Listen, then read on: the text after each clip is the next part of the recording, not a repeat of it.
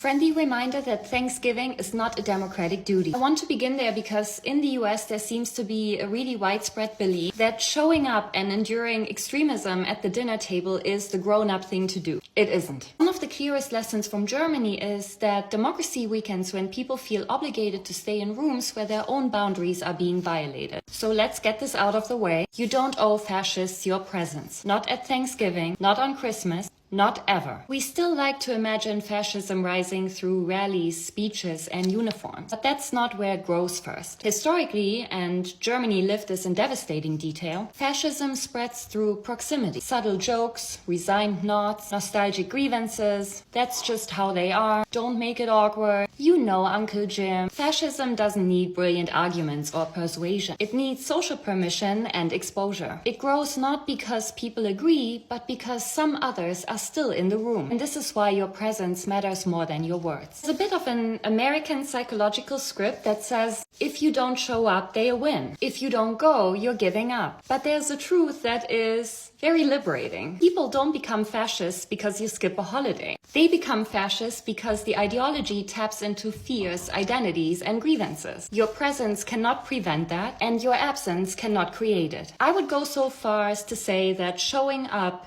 might be the least democratic thing you can do for yourself, because your presence can place you inside their recruitment environment, even if you're resisting every second. Why? Because human brains use context to decide what's normal. We're social animals. When several people are in a room and a problematic comment is made, the brain doesn't only register the comment, it registers the social atmosphere around it. Are people panicking, laughing, pausing, ignoring it, staying? The nervous system then uses these cues to determine if the situation is dangerous, neutral, or acceptable. Now imagine a room where a person says extremist things and 5 people looking uncomfortable, but they are not leaving. For an outside observer, especially a child or someone uncertain, the overall scene looks like this is something people sit through.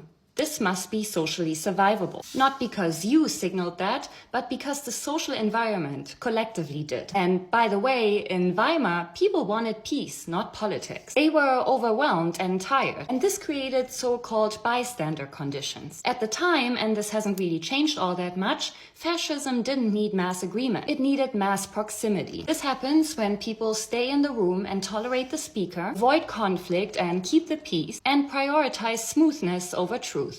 That's enough. The liberating lesson is that you are allowed not to go. You don't fight these ideologies by sacrificing yourself. You fight it by refusing to be conscripted into someone else's performance of normalcy. If being in a room costs you your dignity or sense of safety, whether that's psychological or physical, you are permitted to walk away. You're not obligated to set yourself on fire to keep the table warm. And in Germany, we learned something profound. When enough people stop attending and withdraw their presence, which really is social oxygen, extremist movements lose one of their strongest tools. Audience. Think of it from their angle for a second. They're not looking for applause, just signs that they can still keep talking. And if you're still sitting there, they will take that as evidence that the room can still survive their rhetoric. That emboldens them. So when you don't go, something powerful happens. You withdraw the illusion that everything is fine. Not only for them, but for everyone around it. You remove your labor from a place that demands you absorb harm for the comfort of others. You refuse to co-sign the idea that family unity matters more than your own democratic truth. And you send a message far more powerful than any speech you could give over a plate of stuffing. My moral boundaries are not negotiable just because yours are. Thanksgiving is not the place where democracy lives or dies. Democracy lives in institutions, in organizing, in accountability, public truth, collective memory, you name it. Not at a table where someone is testing how far they can push the Overton window without losing access to the pumpkin pie. Your holiday is not a battlefield. Your mental health is not, or should not be, a democratic casualty. And your presence is not a civic requirement. So this Thanksgiving, if the choice is between your dignity and someone else's grievance performance,